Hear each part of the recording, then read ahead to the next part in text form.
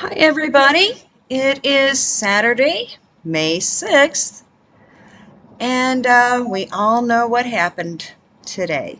Yes, Charles Mountbatten Windsor was crowned king. He is now King Charles III. I apologize for not getting a normal video up yesterday, but circumstances prevented it, and I did put a note in the community page. So please remember, everything's for entertainment only. Full disclaimer is down in the box. Um,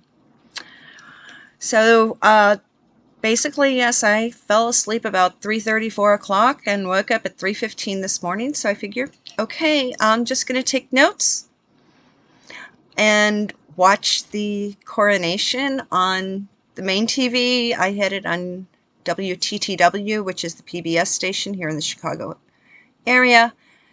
And then on the computer, I just put in Sky News. So I had both of them going, and it was kind of funny. The public broadcasting station was running about 90 seconds ahead of Sky News on the computer. So I'm just going to focus on the coronation, and everything else I will cover in tomorrow's video. And for those who, I have worn this tiara before when I was on Fiona's channel back in December.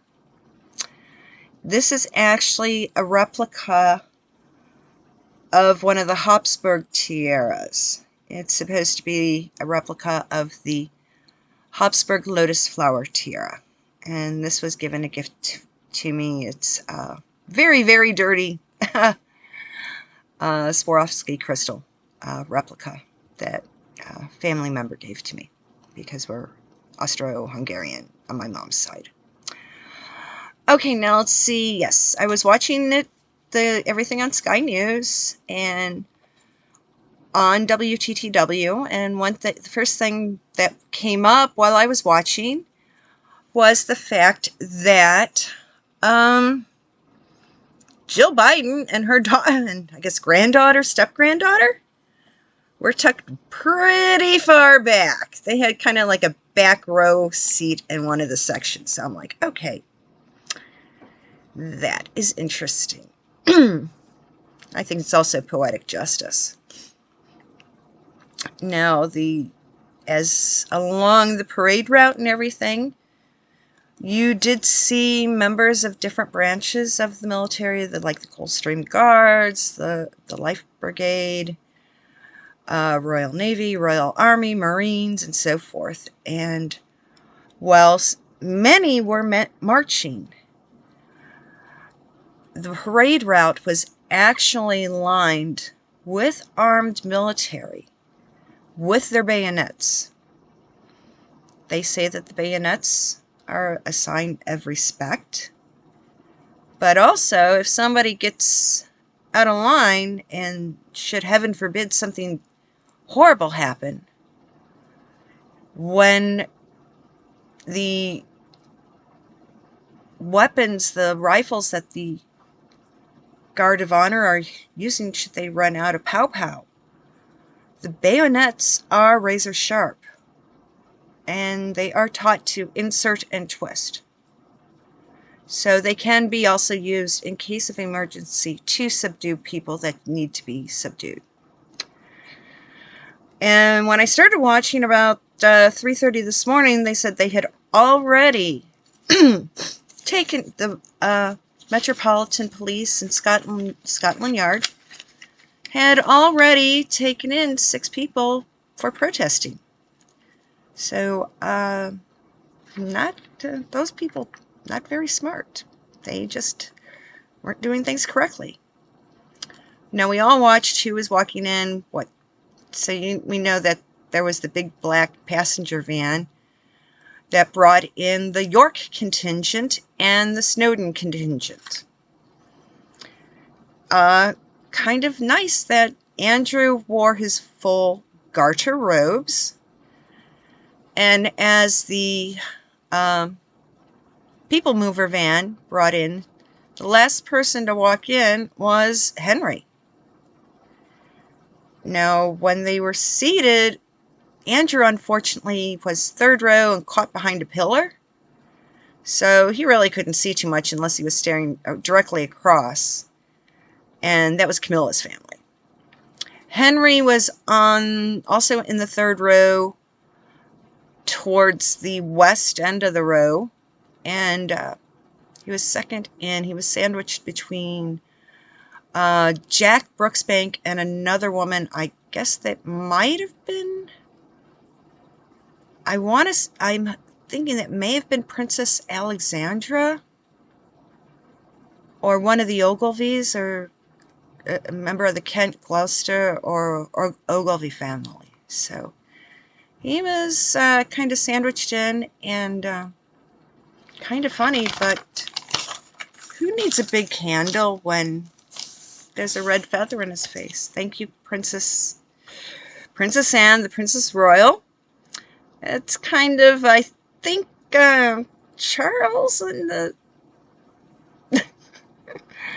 gray suits probably figured out that if whomever is sitting in front of Henry needs to be wearing something that's an obstruction.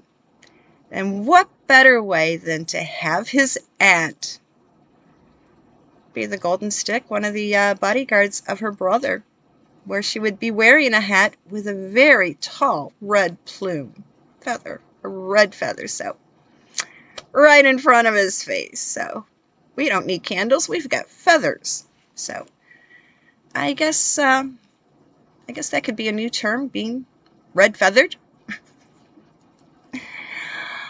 And yes, as everybody was walking in, I noticed that the older women, especially there was one lady with a cane, they all curtsied. The older, mature men were also bowing. But I would say people who were like 40 and below, no one curtsied. No bows from the men. I mean, how disrespectful can you get? Here you are in Westminster Abbey for the King's coronation, and you don't even have common courtesy to curtsy as he walks by?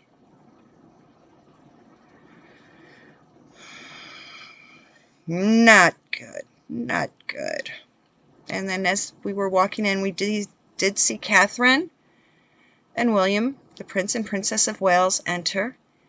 And what I did notice was that Catherine and Charlotte were both wearing what looked like floral wreaths. And if you watched closely, you could tell that those wreaths glittered. So are they diamond-studded hair ornaments pulled out of the royal vault? So technically, she wasn't wearing a tiara. She was wearing a floral wreath on her head. Although we didn't get to see her dress completely, but the blue, her ring, and parts of her cloak, because she was, I think, part of the Irish Guards or something like that. And Catherine's dress and Charlotte's dress were matching by the House of Alexander McQueen.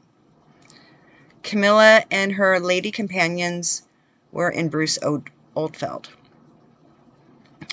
Now, I have been to Westminster Abbey several times, so I can actually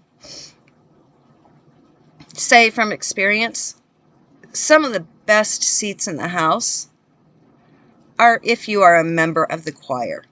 You're a little bit raised up, so you can see exactly what's going on right in front of the altar. I mean, even if you're in the cross part of the nave, you can't, unless you're in the front row, you can't really see what's going on at the altar without having to stand up and crane your neck. So the first row of the seats that contained the Parker Bowles family and different heads of state and other close members of the royal family, the row that was sitting alongside the King and Queen, you had the Prince of Wales, and then you had the Duke and Duchess of Edinburgh.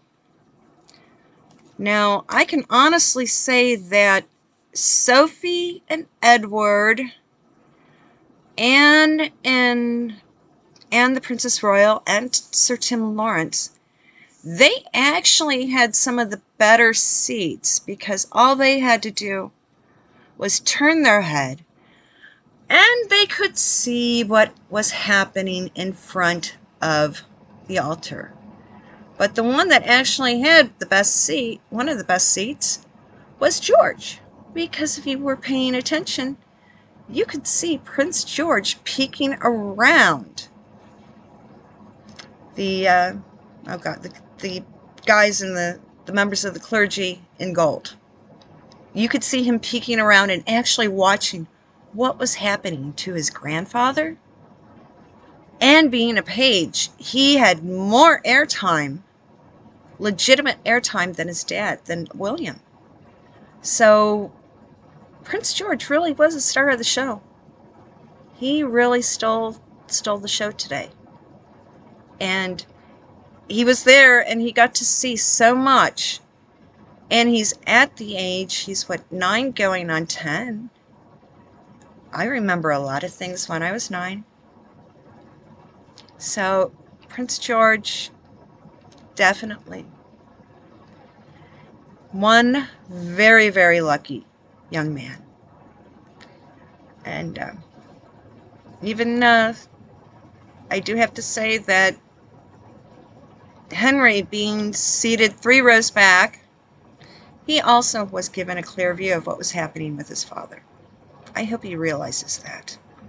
Otherwise, they could have stuck him in the seat that Andrew was sitting, and he would have been stuck behind a pillar, not being able to see anything, unless he stared straight across. And that would have been, he would have been looking straight at his stepbrother and stepsister and step-cousins. Don't think he wanted that. One thing that surprised me when we all got to hear Rishi Sunak, the current Prime Minister. The dude has a speech impediment. He talks with a clear and most prominent lisp. Go back, rewind, and listen to it. I mean, the guy, no wonder we haven't seen him speaking too much. Sunak has a speech impediment. And then I think to also be part of, inclusive of everybody, that they did have the a cappella choir. A cappella, which means the 8. And so there were 8 voices, one for each of the vocal octave ranges, like tenor, bass, baritone, alto, contralto, soprano, etc.